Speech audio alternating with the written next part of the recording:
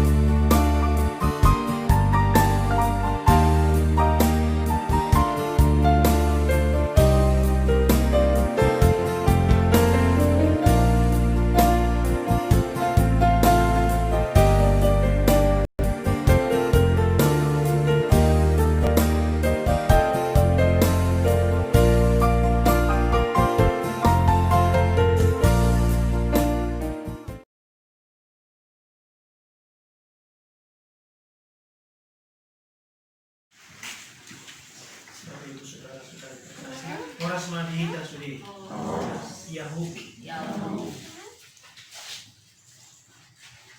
Bacaan Injil yang baru saja kita dengar itu mengisahkan Yesus bertanya kepada murid-muridnya.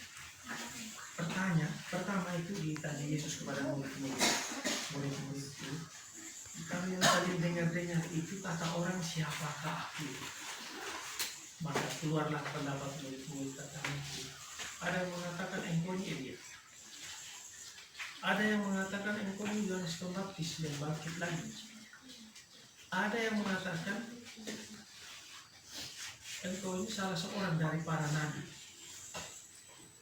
Itu kata orang yang didengar para murid tentang siapakah Yesus. Dan orang-orang menjawab berdasarkan apa yang mereka lihat. Mereka lihat apa yang dilakukan Yesus itu seperti Musa, seperti Elia, seperti Yohanes Pembaptis. Maka mereka menjawab bahwa orang mengatakan engkau Musa, engkau Elia, engkau Yohanes Pembaptis, atau engkau salah satu dari para nabi. Jawaban ini menunjukkan bahwa orang-orang itu belum mengenal secara mendalam Yesus itu siapa. Maka mereka katakan dia ini, dia itu. Karena itu Yesus bertanya, kalau menurut kalian murid-murid itu, aku ini siapa? Jadi lihat, pertanyaan Yesus itu jelas membuktikan bahwa orang-orang lain itu belum mengenal Yesus secara mendalam. Lalu sekarang pertanyaan Yesus itu, kalau gitu menurut kamu aku ini siapa? Hanya untuk menunjukkan bahwa sebenarnya murid-murid itu sudah mengenal Yesus secara mendalam. Itu sama seperti begini. Seorang bapak bertanya kepada istri dan anak-anaknya, istriku, anakku, menurut kalian bapak ini seperti apa disebut orang-orang di kampung ini? Maka ada yang menyebut, ada yang bilang bapak anakku, ada yang bilang bapak paduji, ada yang bilang bapak tukang mabok, ada juga yang bilang bapak itu baik. Itu kata orang. Lalu bapaknya katakan, kalau begitu menurut kalian istriku dan anak-anakku bapak ini apa? Dan keluarlah di situ jawaban istri dan anak-anak itulah yang tepat. Karena apa? Istri dan anak-anak hidup bersama bapak. Jadi mereka tahu. Jadi kalau anaknya mengatakan bapak tukang mabok, betul-betul. Karena mendengar anaknya bapak morok terus, lebih lancar morok bapaknya daripada bunyi sensor. Kalau istri mengatakan bapak baik, ya berarti bapak betul baik. Karena yang membilangkan bapak ini baik ada orang-orang yang dekat dengan dia. Pertanyaan yang sama ialah Yesus bertanya kepada murid-muridnya, kalau begitu menurut kalian aku ini siapa?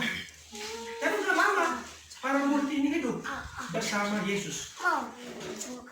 Lalu datanglah Petrus, dia katakan engkau adalah Mesias. Dan jawabannya itu tepat, dan jawabannya itu menunjukkan bahwa mereka itu sudah mengenal Yesus. Para murid itu sudah hidup bersama Yesus dalam waktu yang cukup lama, dan dengan demikian mengenal seperti apa yang dikatakan oleh Petrus.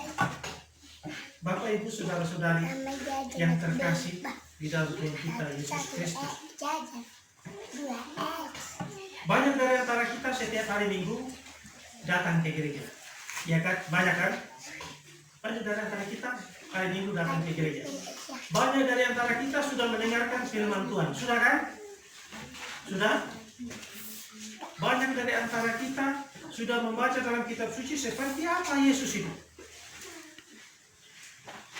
Pertanyaan yang sama menurut kalian, Yesus itu siapa? Yesus itu siapa? Jawaban Yesus dari pertanyaan Yesus itu siapa? Itu tergantung dari kita masing-masing pribadi. Bukan, belum tahu Yesus adalah Mesias. Karena kita dengar Petrus ngomong benar. Jadi pasti kalau aku jawab ini benar. Benar memang, tapi tidak sesuai dengan situasi kita. Ada yang mengatakan berdasarkan pengalaman hidup. Udah lama dia sakit, berdoa dia. Udah semua dukun udah dijalani. Terus datang dia ke gereja, berdoa, minta Tuhan membantu untuk dia sembuh dia. Tapi dalam hidupnya dia katakan, bagi saya sekarang itu datu nggak ada gunanya lagi. Nggak betul. Yang betul adalah Yesus, datu bolong. Jadi bagi dia Yesus itu datu bolong, karena udah sembuh dia dari sakitnya. Udah pindah-pindah dukun, nggak sembuh-sembuh. Begitu ke datang berdoa sembuh. Nah, Yesus itu datu bolong. Itu contoh pengalaman. Jadi kalau ditanya kita, Yesus itu siapa? Semua kita pasti ada jawabannya.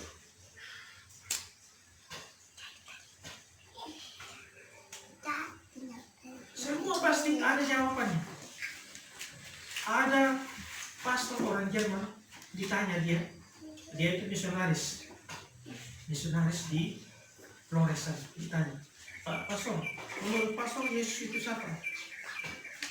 Dia katakan, Yesus itu bagi saya adalah pribadi yang liar dan saya mencontohnya.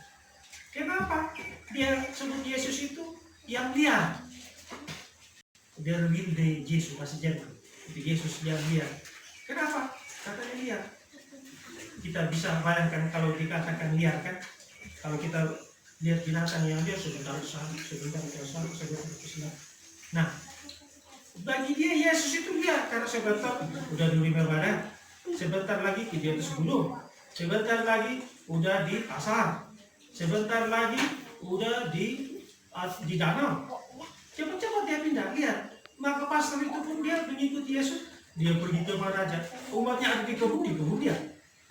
Umatnya panjat kelapa, udah di bawah kelapa dia. Berbagi dulu kelapa itu katanya. Lalu dikotbahin umat situ. Umat di pantai, udah di pantai dia. Maka bagi dia Yesus itu adalah pribadi yang liar yang dia ikuti. Nah bagi kita pun sebenarnya harus ada berdasarkan pengalaman hidup kita sehari-hari. Ada yang mengatakan Yesus itu bagiku seperti rinso. Karena dicucinya dosaku bersih kali. Seperti rinso. Yesus itu bagiku seperti tua. Karena setiap kali datang aku kepada Yesus, aku udah gembira.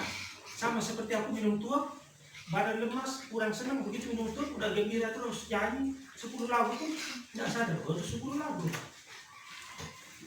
Ada yang mengatakan, ibu mengatakan Yesus itu bagiku seperti sinetron. Asal sudah datang dia, senang terus. Seperti sinetron. Ada yang mengatakan, Yesus itu bagiku seperti parfum.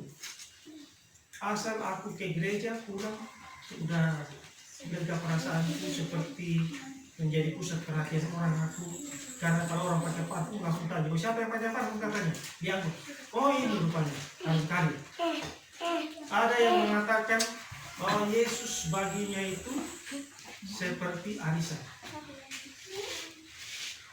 Selalu ada kegembiraan, cerita-cerita, makan, minum, gembira terus. Ada yang mengatakan bagi dia itu Yesus itu seperti makan. Karena dia rasakan kalau nggak ada Yesus nggak hidup dia. Seperti makan, harus makan dulu baru hidup. Atau ada yang mengatakan Yesus itu seperti sepeda motor.